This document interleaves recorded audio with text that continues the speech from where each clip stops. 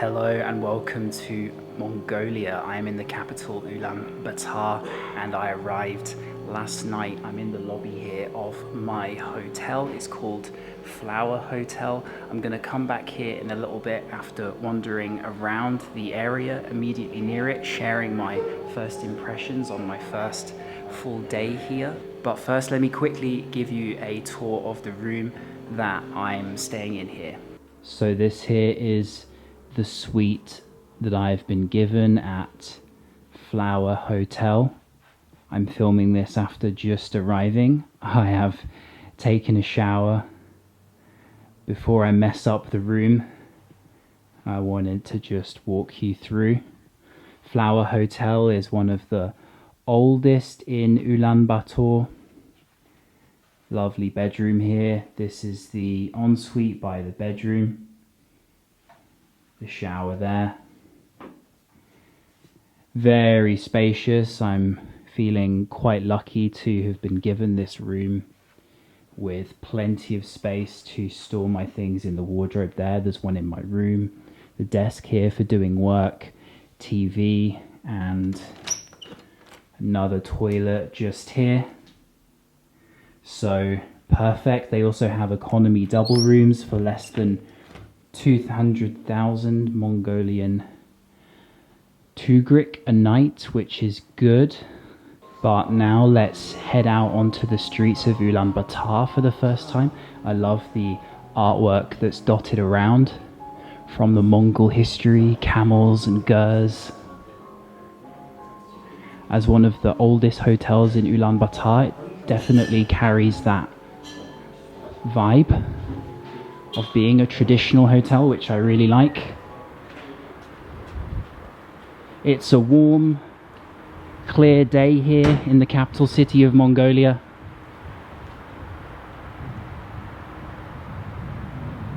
Leaving the hotel, and I am so excited for this series. Only recently has Mongolia introduced a visa exemption for a handful of countries, including the UK, and so while being in Asia, it was kind of a no-brainer to come here during the summer, as it's a much more relaxing time to visit. This is the coldest capital city in the world, and so if you plan on coming here in winter, you better bring layers and expect extreme cold and wind. However, it does get cold in the autumn and spring, as you can imagine.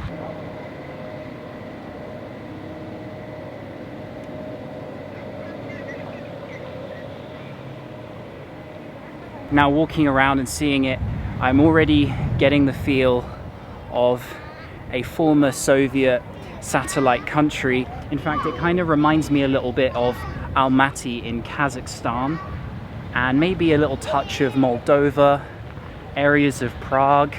It's kind of an interesting blend. It feels more like Central Asia than China. Just take a look here at this little square with apartment buildings and a supermarket.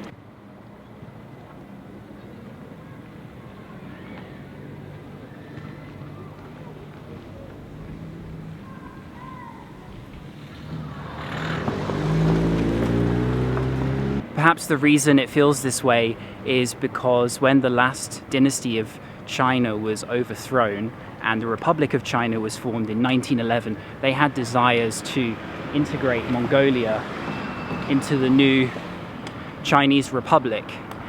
Except the Soviets didn't want that, and with the influence of communism spreading, for 70 years, Mongolia became a communist satellite state of the Soviet Union from the early 20s to the early 90s, and so that's why you have this feeling that's more like Central Asia than it is the Far East. It's still evident today, although 30 years or so into this country's democracy, a lot of the history is still here from the 20th century.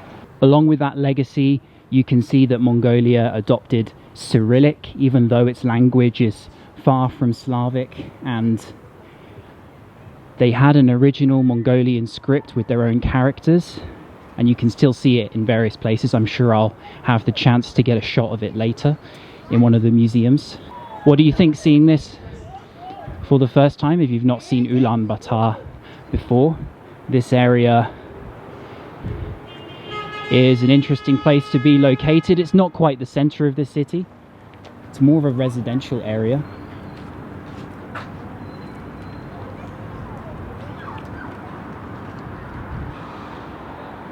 So one thing that's quite interesting about Ulaanbaatar and Mongolia's population is that this city is home to 1.6 million people thereabouts, and Mongolia 3.4, which means almost half of the country's population lives here in this city, which means that the rest of the country, despite being one of the largest in the world, it's in the top 20 by area, is very sparsely populated. And to give you an idea, for context, the most sparsely populated part of Europe, Lapland, has twice as many people as the area of Mongolia outside Ulaanbaatar.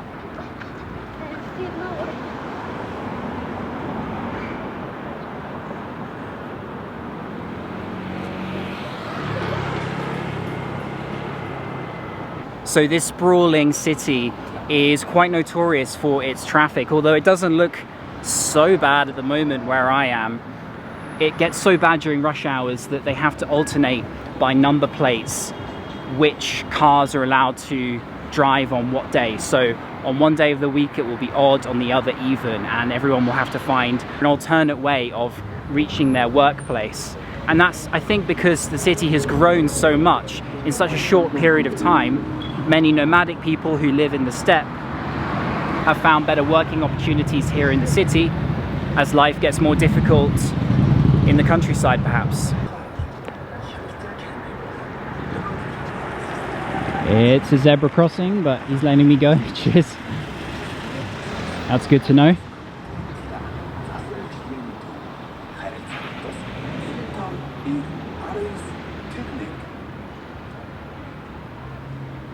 We have Korean food here. I also saw a Japanese restaurant a couple of minutes ago. And from what I've heard, Koreans and Japanese make up the bulk of tourists that come to Mongolia in their groups because the flights are pretty good and it's not so far away.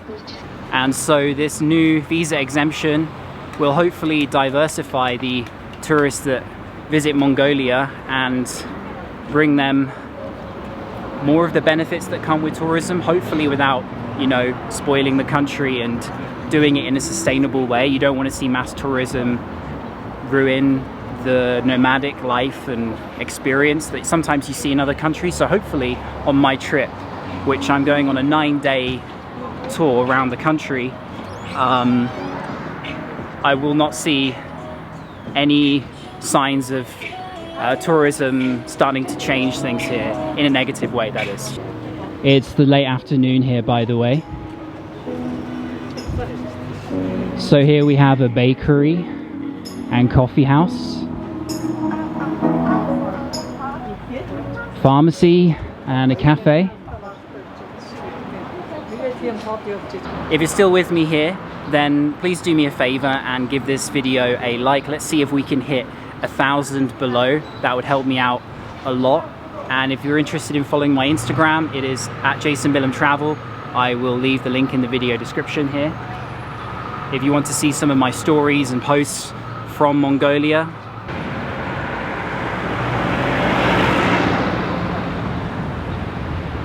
let's try and cross this Ulaanbaatar rush hour traffic.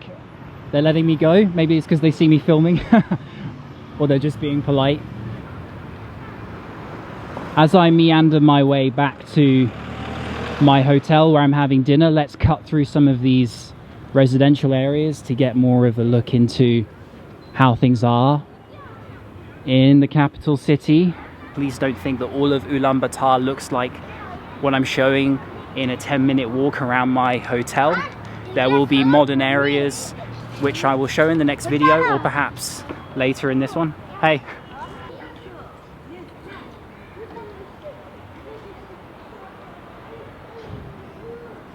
As the coldest capital city in the world, you should know that this beautiful weather here is not indicative of the city day to day. For only 4 months of the year is Ulaanbaatar free of frost. I love seeing these old squares. It feels like a throwback to a different time period a little bit in the 20th century.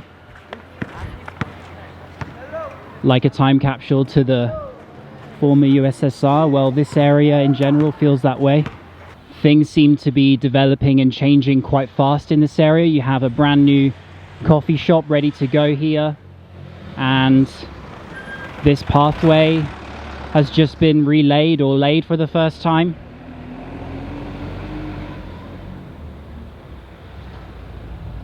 In the next video, I'm going to be exploring Ulaanbaatar properly in terms of going to its main sites and places of interest. This one is, as I say, a bit more of a casual first impressions, strolling around, taking a look.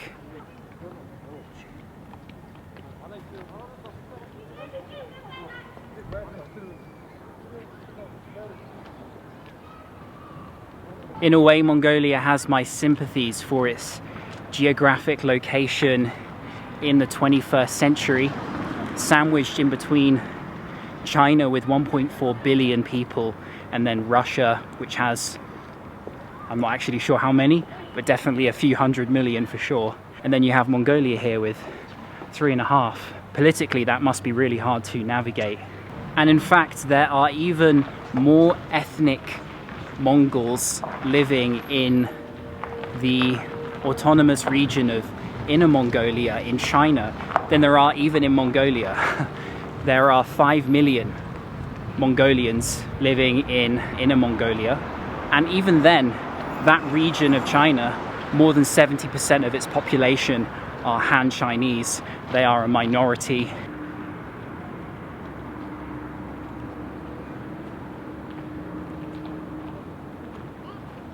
There is quite a wholesome atmosphere to Ulaanbaatar in the evenings, with children running around and playing and people just hanging out with their friends. Seems like this is a small vegetable market slash stall. Interesting to see. Watermelons.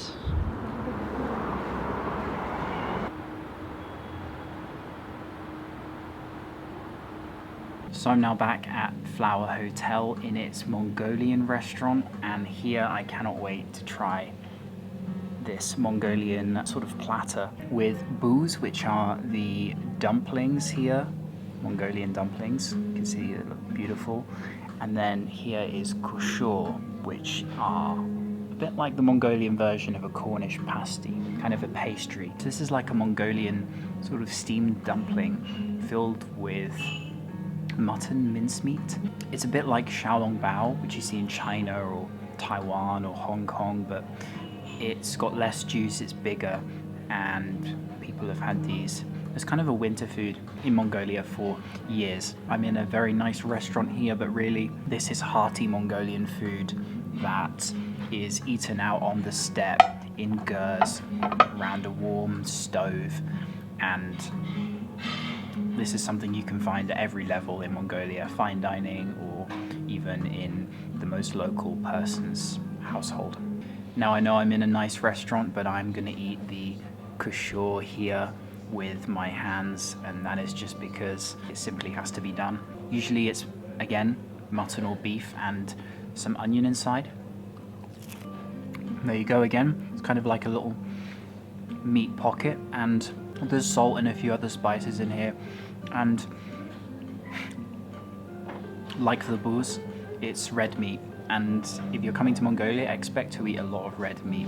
So I just finished my dinner there, which was really good to get a taste of Mongolian food for the first time. I'm sure there's going to be a lot more to come. And just on the subject of the restaurant, they also have an Indian restaurant here at the hotel, which I have tried. There is also a Chinese restaurant, which is very nice in terms of its decor. Then there is also a Japanese restaurant. So 4 restaurants in total that you can try here without having to even leave the hotel. And one feature that I'm really liking since I arrived is the onsen.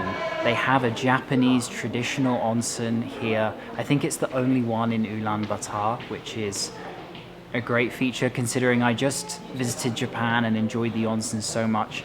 I'm going to use this every day. You're allowed to use it for free if you're staying at the hotel. So once again, the link for Flower Hotel is in the video description, and I'm going to go to bed, get some rest, because tomorrow we're going to continue this video by heading outside of the city to the Genghis Khan statue and also to a national park quite close by.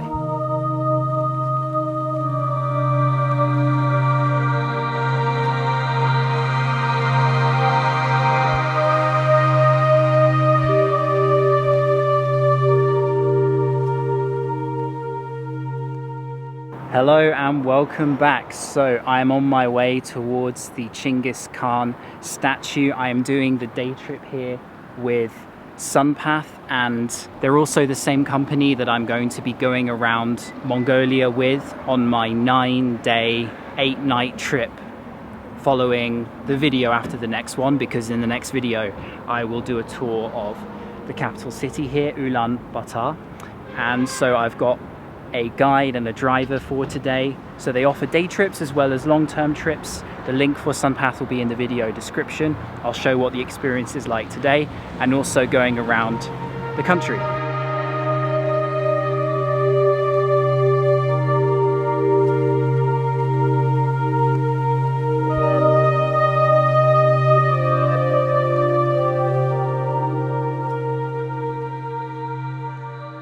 So after a bit of a drive, we have arrived here at the Genghis Khan statue, which reaches up to 40 meters high and was built in 2008. It's the largest equestrian statue in the world, and it took 250 tons of stainless steel to create, and apparently it cost around 4.1 million US dollars.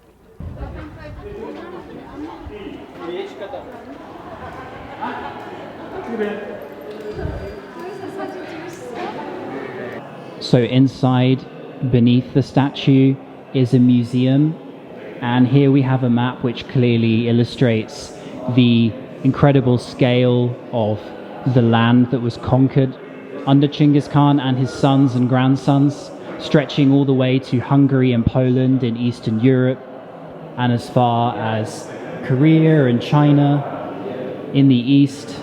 Under Kublai Khan, the Mongol Empire reached its peak, creating the Yuan dynasty, which lasted about 100 years until it was destroyed by the Ming dynasty.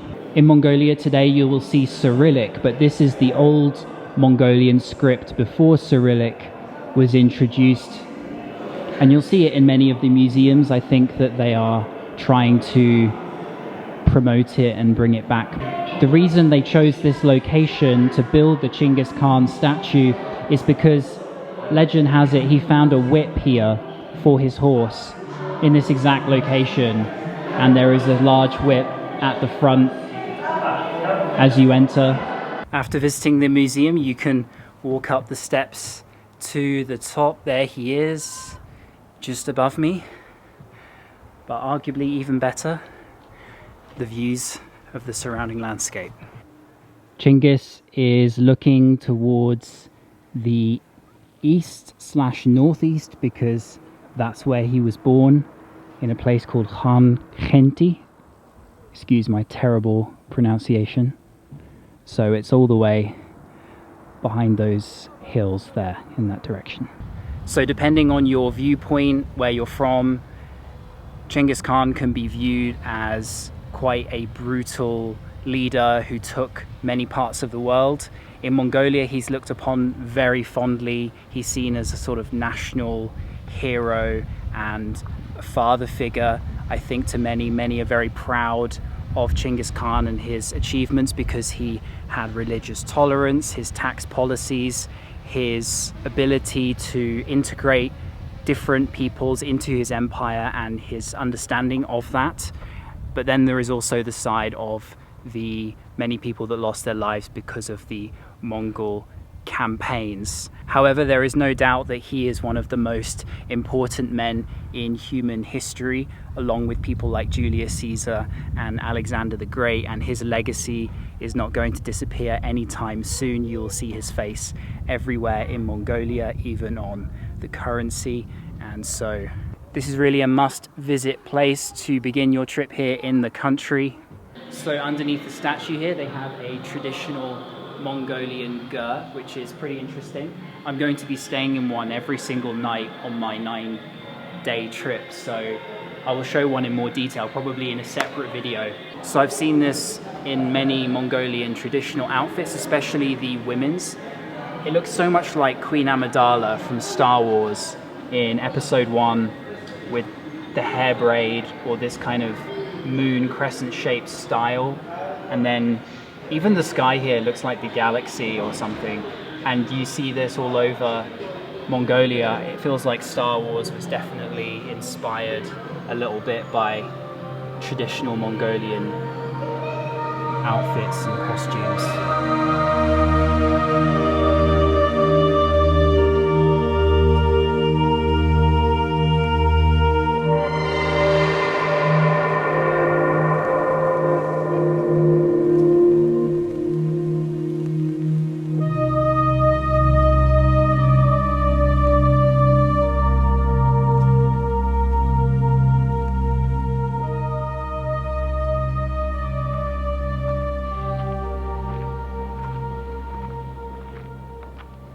Driving on a little bit further, and we are now in Gorkhi Terelj National Park, which again I probably don't have the perfect pronunciation. The name is there, and this is a park quite close to Ulaanbaatar, which makes it accessible for many people coming from the city to find nature.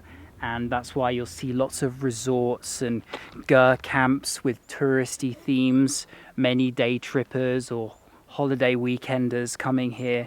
And so it's much busier than some of the places I'm going to go to, which are extremely remote and have very few people around apart from a few nomads on my trip coming up. This is more like just a taster of some of the northern areas which have quite a bit of development. And so if you don't have a lot of time in Mongolia to do a long trip, perhaps this might be somewhere you can access fairly easily on a day trip from the capital city. Quite a well-known landmark here in Terelj is the turtle rock behind me, naturally shaped that way. There is a myth or a story attached to it that once a Mongolian king hid his treasure here in order to hide it from the Manchurian Empire. How much of that is truth, I do not know. Some people say the treasure is still hiding inside today. You can see lots of ger camps around, as I mentioned.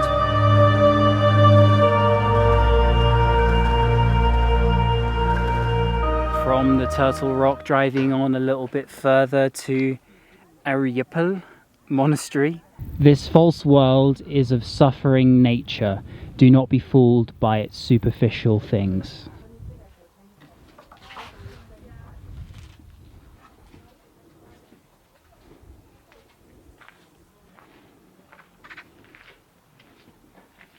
So interestingly, in Mongolia, the type of Buddhism you'll find here is Tibetan Buddhism. And then it was greatly repressed during the 30s when communism took over. But since democracy came to Mongolia in the 90s, there has been a bit of a comeback. I'll talk more in future videos when we visit different monasteries around the country.